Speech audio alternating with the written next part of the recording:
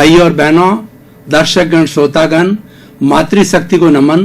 Channel 24+ news के खास विशेष चित्त समाधि देने वाला, प्रसन्नता पैदा करने वाला, प्रफुल्लित करने वाला, रोम रोम में आनंद देने वाला, हमारे स्वास्थ्य के संबंधी टिप्स देने वाला, दैनिक दिनचर्या के बारे में बताने वाला, सत्संग कराने वाला, युवाओं को, बच्चों को, वरिष्ठ नागरिकों को, सबको अच्छे अच्छे संस्कार देने वाला, सर्व सुखदायी पुनरुत्थान कार्यक्रम में आप सभी का हार्दिक स्वागत है, अभिनंदन है, सत्कार है।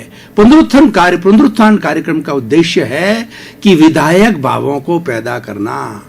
इसी क्रम में हम प्रतिदिन नए नए विचारों के साथ में प्रवेश करते हैं और उसी क्रम के अंदर जो आज का हमारा विषय जो है वो सामाजिक चेतना के अवतरण के लिए है। आज का हमारा विषय है कुरीतियां सामाजिक विकास में बाधक।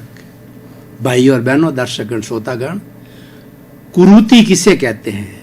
सुरीति और कुरीति। जो अच्छी रीति होती है उसको सुरीति कहा जाता है और जो बुरी रीति होती है उसको कुरीति कहा जाता है। यानी कुछ ऐसे नियम, कुछ ऐसे अनुशासन, कुछ ऐसे कानून कायदे, कुछ ऐसे एथिक्स जो कि समाज ने जिसको कि अनुमोदित किया है, समाज ने जिसको मान्य किया है, उसको सुरीति कहा जाता है। और जिसको समाज मान्य नहीं करता है वह कुरीति कहा जाता है। और कुरीति का अर्थ होता है कि समाज के विरुद्ध चलना, समाज की जो है वो जो दिशा है चलने की, उससे विरुद्ध जो है गमन करना, वह कुरीति कहलाती है। और वह कुरीति निंदनीय हो जाती है क्योंकि समाज उसी को एक्सेप्ट करता है जो कि समाज ने जिसको मान्यता दी है। जैसे कि हिंदू समाज के अंदर एक पत्नी की व्यवस्था है। अगर 2 पत्नी रखी जाती है तो ये कुरीति है, ये अमान्य है, ये निंदनीय है। इसलिए समाज उसको जो है वैधानिक मान्यता नहीं देता है। मुस्लिम समाज के अंदर 2, 4, 5 जो भी है उनकी वो अलाउड है, लेकिन हिंदू समाज के अंदर स्वदार संतोष होता है। एक पुरुष एक स्त्री के साथ के अंदर संतोष करेगा, एक स्त्री एक पुरुष के साथ संतोष करेगी और वह शादी की व्यवस्था कहलाती है। उससे हमारा परिवार बनता है और उससे हमारी पीढ़ियां बनती है, हमारी जनरेशन्स बनती है और वो आगे से आगे चली जाती है। किसका पोता है, किसका परपोता है, किसका बेटा है, ये सारी व्यवस्थाएं हैं वो हमारे समाज के अंदर लंबे समय से चल रही है क्योंकि समाज ने इसको मान्यता दी है। समाज ने एक सिस्टम बनाया है, समाज ने एक वे ऑफ लिविंग बनाया है, एक साइंस ऑफ लिविंग बनाया है, एक स्टैंडर्ड ऑफ लिविंग बनाया है। उसी को सुरीति कहा जाता है और उसके विरुद्ध चलना सारा कुरीति है। अब देखिए, कुरीति सुरीति तो समाज के विकास में साधक है ही है, उसमें कहने की जरूरत नहीं है क्योंकि समाज ने इसको मान्यता दी है। और जो चीज मान्य होती है उसके पालन होने में विकास ही विकास होता है। उदाहरण के तौर पर मान लीजिए कि कोई माता पिता ने अपने बच्चों के लिए फैक्ट्री प्रारंभ की और फैक्ट्री प्रारंभ करके और उसको उस फैक्ट्री के संचालन के लिए लगा दिया, तो उन्होंने इस चीज को मान्यता दी है, तो वह एक तरीके से सुरीति, उसमें उसका विकास होता जाएगा। लेकिन अगर वो लड़का माता पिता की आज्ञा के विरुद्ध चुपके कोई अवैधानिक कार्य करके, अपराध के कार्य करके और मिलावट के कार्य करके जो है अगर पैसा कमाना चालू करता है जिसको माता पिता को ध्यान ही नहीं है, तो ये कुरीति है। माता पिता ने उसको मान्यता नहीं दी है, इस कारण उसका विकास भी संभव नहीं है। कभी न कभी वो उसका पाप इतना बढ़ता उसका घड़ा फूटेगा और घड़ा फूटने के बाद में वो व्यक्ति जो है बहुत बड़ी परेशानी, जेल वगैरह तक में आ सकता है, कैद तक हो सकती है, उसको जो है फांसी की सजा तक हो सकती है। वो अपराध पर निर्भर करता है। देखिए, वो माता पिता ने जो मान्यता दी वो सुरीति हो गई, वैधानिक रूप से कार्य हुआ। और जिसमें मान्यता नहीं दी और उसने अवैधानिक तरीके से कार्य किया उसको कुरीति कहते हैं। हमारे कोर्ट ने जिसको जो है वैधानिक माना है, हमारी कार्यपालिका ने, हमारी सरकार ने जिसको मान्यता माना है, उसको नियम बना दिया है, तो सुरीति हो गई, और उस नियम के विरुद्ध चलता है वह कुरीति है। जैसे कि हेलमेट पहन के चलना ये सुरीति है, बिना हेलमेट पहन के चलना ये कुरीति है। ड्राइविंग लाइसेंस कंपल्सरी कर दिया है, ड्राइविंग लाइसेंस के बिना चलाना ये कुरीति है। पोल्यूशन बिना जो है चलाना ये कुरीति है। तो इस तरीके से जो है ये सारी जो है अच्छा कार्य है वो सुरीति कहलाता। अब कुछ मैं बड़ी बड़ी कुरीतियां जो कि हमारे समाज में लंबे समय से चल रही है उसके बारे में जिक्र करूंगा, और उससे किस तरीके से हमारा सामाजिक अधोपतन होता है, हमारे सामाजिक विकास का ह्रास होता है, ये बताना चाहूंगा। सबसे पहले दहेज प्रथा को लेता हूं। दहेज एक दानव है। दहेज अगर इसका हम संधि विच्छेद करते हैं, द मने देना, हेज मने प्रेम। किसी बेटी ने अपने माता पिता के घर में जन्म लिया तो वो संपत्ति की बराबर अधिकारिणी है। बेटा घर में रहता है और लड़की होती है पराये घर जाती है, तो क्योंकि वह भी एक हिस्सेदार की मालकिन है तो उसको दहेज, उसको प्रेम से कुछ न कुछ विदाई के समय, उसकी शादी के समय उसको दिया जाता, वो दहेज है। वो प्रेम से, इसका सही परिभाषा तो है प्रेम से दिया जाना, लेकिन इसको गलत रूप के अंदर ले लिया गया कि जो लड़के के ससुराल के जो है ससुर है, सास है, पति है, ननंद है, जेठ है, जेठानी है, वो उस लड़की के ऊपर दबाव डाले या उसके माता पिता पे दबाव डाले। शादी के पहले तो अगर दबाव डाला जाता है तो कई बार क्या होता है उनके लड़की के माता पिता को नहीं जचता है तो शादी होती नहीं है, और कई बार अंडर प्रेशर करना पड़ता है। लेकिन शादी होने के बाद उसे प्रेशर डाला जाता है कि तुम्हारे माता पिता बहुत सक्षम है, कार आना चाहिए, बंगला आना चाहिए, इतनी ज्वेलरी आनी चाहिए। वो प्रेशर डाला जाता है उस लड़की के ऊपर उसके ससुराल वालों की तरफ से कि और कंपल्शन, अंडर कंपल्शन जो है बच्ची की खुशी के लिए उसको पेरेंट्स दे। तो ये एक तरह से ये दानव का कार्य है, ये एक दैत्य का कार्य है, ये गलत कार्य है, ये प्रेम को तोड़ने वाला कार्य है। और इस कार्य के अंदर अगर अनुपालना नहीं होती है, माता पिता किसी कारणों की वजह, उसूल की वजह से नहीं देते हैं या जो है प्रेशर की वजह से नहीं देते हैं, तो क्या होता है बेचारी लड़की को बहुत परेशान होना पड़ता है। और इस मामले में कई ऐसे घृणित कार्य होते हैं, उस लड़की को जला दिया जाता है, उस लड़की को प्रताड़नाएं दी जाती है, मारा जाता है, पीटा जाता है। हालांकि सरकार ने इस दहेज प्रथा को रोकने के लिए बहुत कड़े कानून बना दिए हैं, इसके अलग से कोर्ट बना दिए हैं, इस पर त्वरित गति से जो है कार्रवाई होती, क्योंकि समाज के अंदर बहुत फैल रही है ये बुराई। इन दिनों में ज्यादा हो गई है। प्राचीन समय के अंदर दहेज की जो सही परिभाषा अधिक प्रेम से देना है, बड़े आनंद के साथ दिया जाता था। उसके अंदर जो उसको स्त्री धन कहा जाता था और उसको कोई भी ससुराल वाले उपयोग में नहीं, कोई ज्वेलरी होती थी, प्योरली वो स्त्री धन है, वो किसी रूप में टच नहीं किया जाता है। कभी बहुत बड़ी इमरजेंसी आ जावे, परिवार संकट में आ जावे और वह स्त्री अगर जो है राजी खुशी अपनी ज्वेलरी को जो है घर के हित के लिए कुर्बान करती है, बलिदान करती है, सेक्रीफाइस करती है, वह देती है, वह बात अलग है। परंतु स्त्री धन के रूप में प्रयोग जो किया जाता था, लेकिन आज का विकृत रूप आ जाने के कारण ये कुरीति बन गई। अब देखिए इस तरीके कुरीति से समाज को क्या नुकसान है। देखिए सुरीति क्या होती है, व्यक्ति को जोड़ती है, व्यक्ति के बीच में प्रेम पैदा करती है। और कुरीति क्या है, ये वैमनस्य पैदा करती है, ये राग द्वेष पैदा करती है और यह इंसानों को तोड़ती है, जोड़ती नहीं है।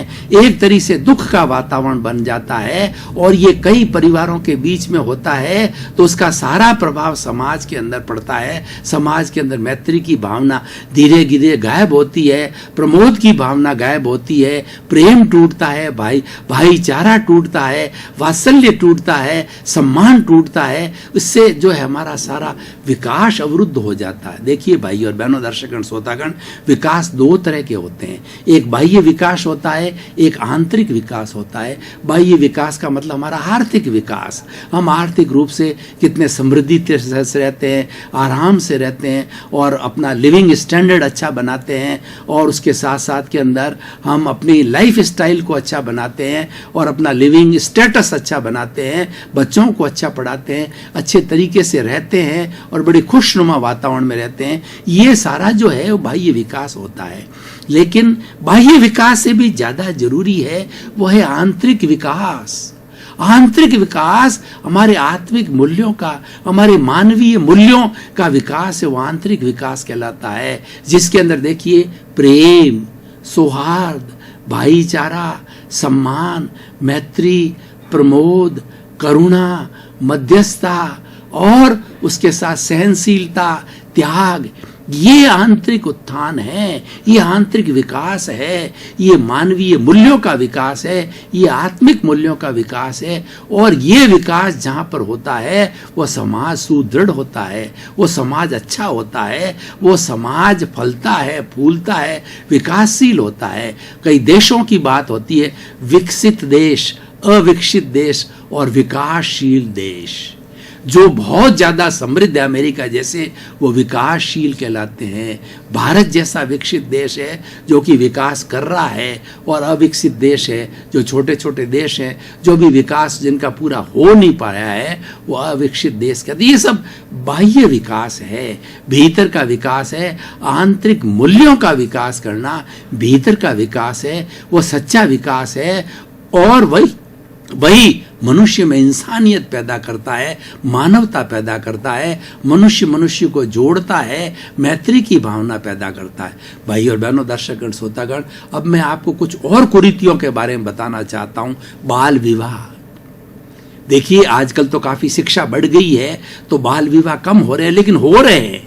हमारे अक्षय तृतीया आती है, उसके अंदर 36 कौम के लोग जो है छोटे छोटे बच्चों को, जो कि 18 साल की लड़की और 21 साल का जो है बच्चा लड़का, ये सुनीति बनाएगी, ये नियम बनाया गया, ये एथिक्स बनाया गया है। उसके नीचे नीचे वो शादी कर लेते हैं। छोटे छोटे बच्चे बेचारे समझते नहीं हैं, उनकी आपस में शादी कर दी जाती है। और उनके जब समझ आती है, जब वयस्क होते हैं, वो 18 और 21 साल की उम्र के होते हैं, जब आपस के अंदर कहते तुम्हारी शादी हो गई, तो उनको पता ही नहीं है, शादी की परिभाषा भी पता नहीं होती है जिस वक्त शादी की जाती है। अब उनका दोनों का स्वभाव कैसा है, किस तरीके से दोनों का एक दूसरे से सामंजस्य की बात आती है, तो वह क्या एक अच्छा शादी का कई लोग एक्सेप्ट कर लेते हैं, तो वो शादी के सांचे में ढल जाते हैं। लेकिन कई बार क्या है कि आपस में एडजस्टमेंट नहीं होता है, उनकी इच्छाओं का और उनके दूसरा कहना चाहिए एबिलिटीज का, दोनों के विचारों का कभी भी आदान प्रदान नहीं हो पाया, क्योंकि उन्हें वयस्कता नहीं थी,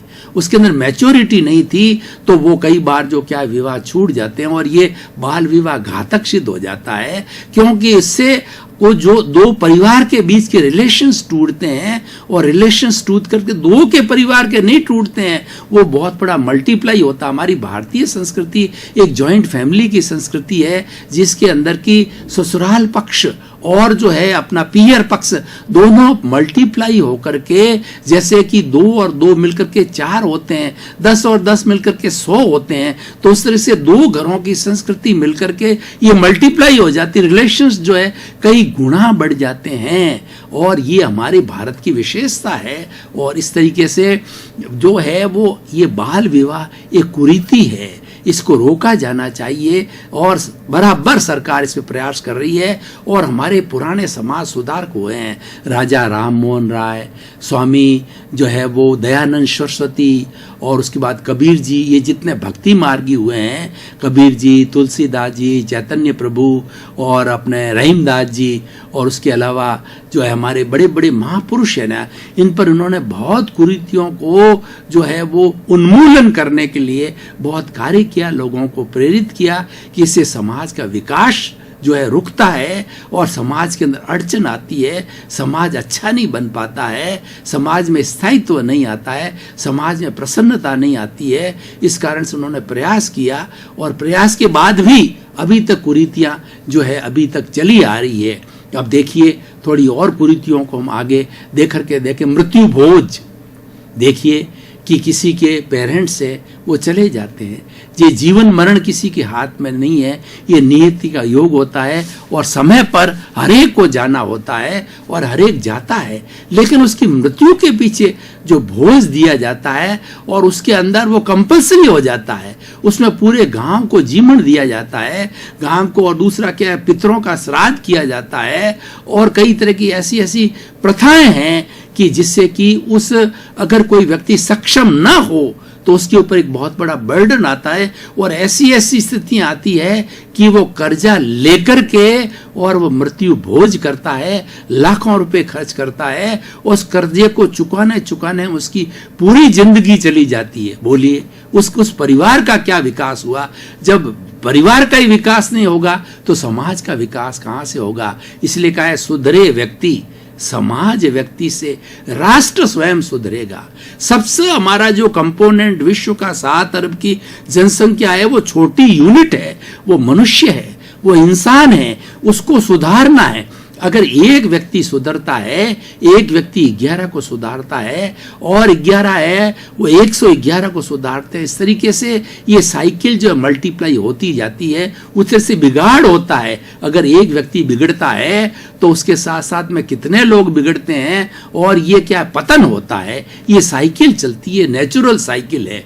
तो भाइयों और बहनों, दर्शक, मृत्यु भोज एक बहुत बड़ी कुरीति है, इसको रोका जाना चाहिए। सरकार ने सब इन कुरीतियों पर नियम बनाए हैं, लेकिन अभी तक भी जो है हमारे यहाँ पर लिटरेसी ज्यादा होने से, अशिक्षा ज्यादा होने से, खासकर गांवों के अंदर इन चीजों का बहुत महत्व दिया जाता है, क्योंकि गांवों में न की जाती है तो लोग ताना कसते हैं कि तुमने तुम्हारे माता पिताजी के पीछे जो मृत्यु भोज ही नहीं किया और तुमने अपने पितरों को जो है वो कोई तरह दान पुण्य नहीं किया, ब्राह्मणों को नहीं जिमाया।